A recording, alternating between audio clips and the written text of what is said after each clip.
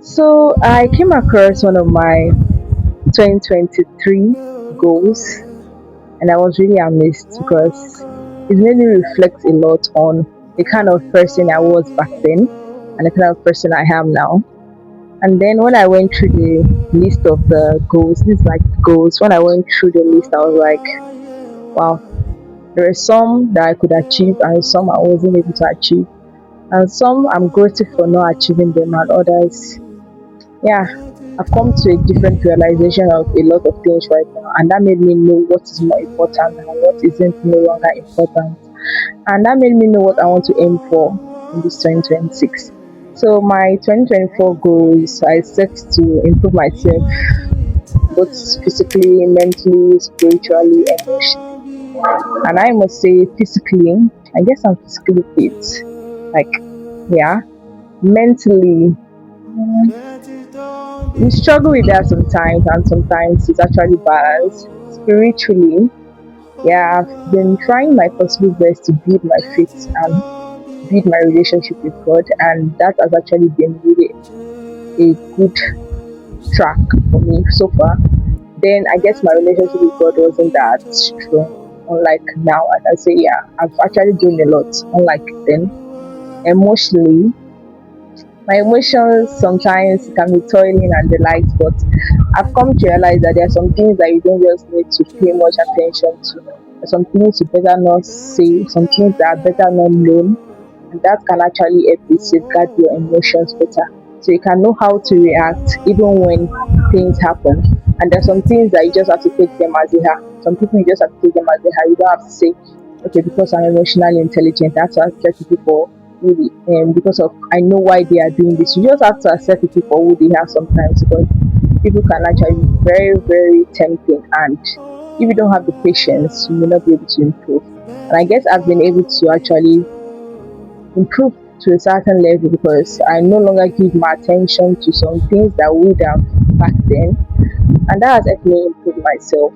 And I've been able to end procrastination, which is my second goal, because then I guess I was so keen on procrastination because for me to have written this as a goal means there's something I was really battling with. But right now, I can say procrastination in my life has become something very minimal. I always have this mentality of do it today because if I tend to postpone a task to tomorrow, then I know that I'm adding up my days, adding up the hours that I could have used to rest the second day.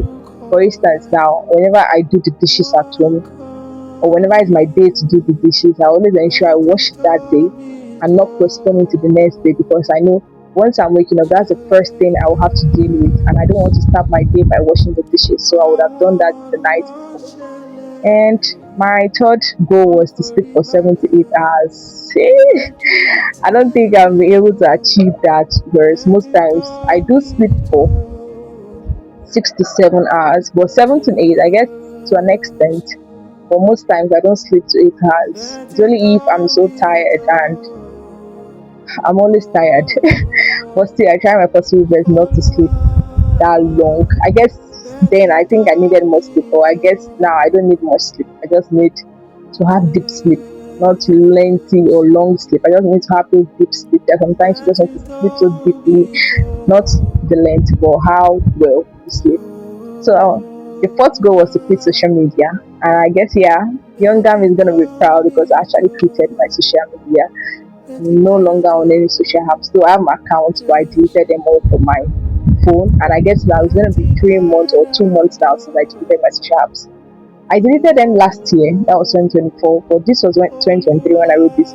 I deleted them last year, but I relapsed. So when I'm on it again, I've not actually gotten the inch or to go back to social media. I've just been going with the flow and trying to enjoy life to the fullest. Aim for a first class degree. I was literally still in secondary school when I wrote this, but I was aiming for a first class degree. So I had like a very good vision of what I wanted my university to be because I'm currently in university. And I must say, aiming for a first class degree, I tried my best. Yeah, I tried. But life happened and I had a second class offer. But now I still can push. I can do better. I know that because I'll make you proud.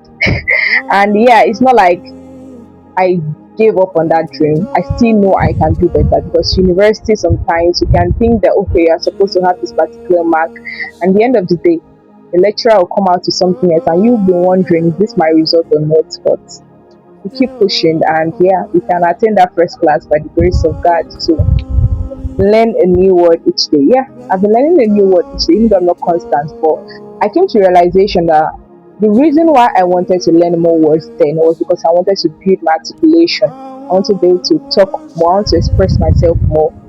But at the same time, I've come to realize that it's not about how much words you know, but how willing you are to take the action of actually speaking. Because for you to be articulate means you are speaking, you are taking that deliberate act to actually speak, not to learn more verbose words or just words that are not understandable by mere humans. Because I speak with ordinary people daily.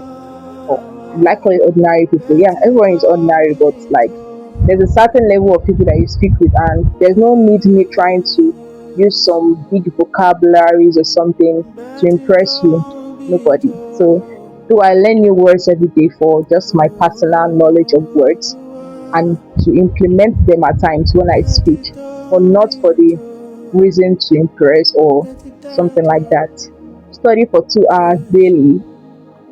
Hmm, I've been studying, but not 2 hours. I study at least, I think my highest level of study is like an hour above. But no, I don't think I've studied for 2 hours daily, because it depends on how my day went, determine how long I'm going to study.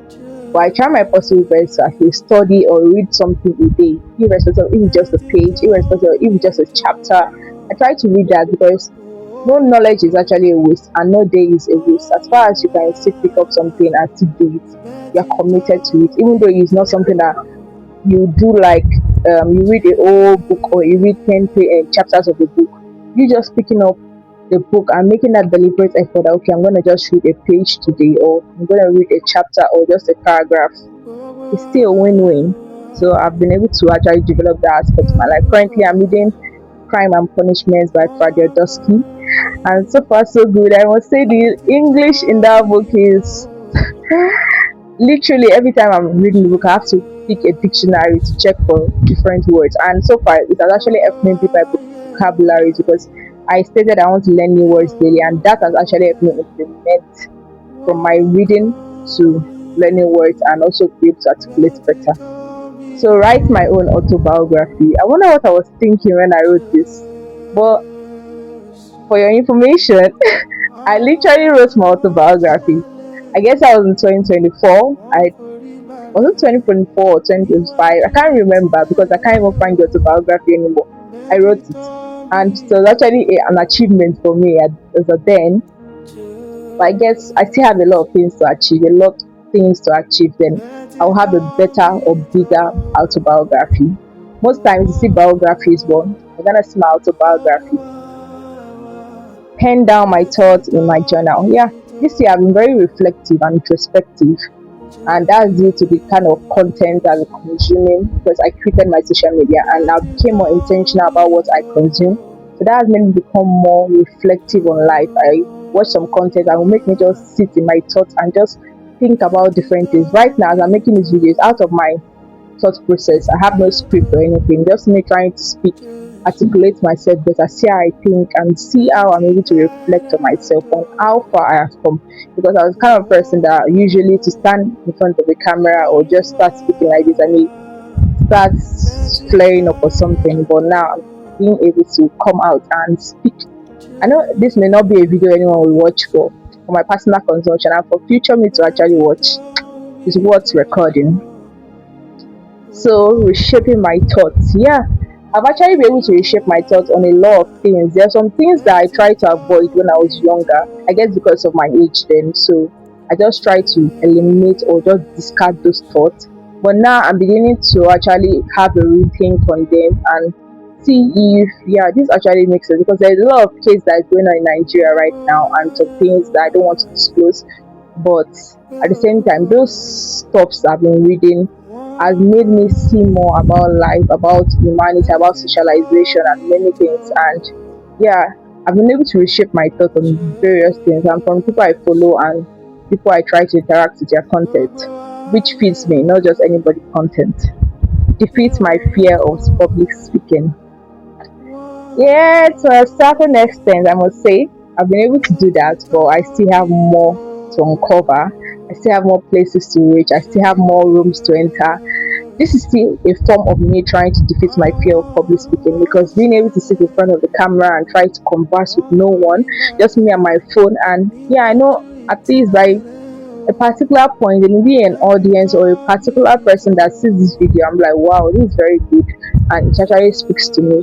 Then who knows, I can't tell, but to an extent I guess I'm able to build myself in terms of public speaking. It doesn't have to be in front of a large crowd. It just has to be with you sitting and seeing how you actually think, how you actually articulate your words, how your gestures are, how you're able to present yourself better in front of people or in front of your camera.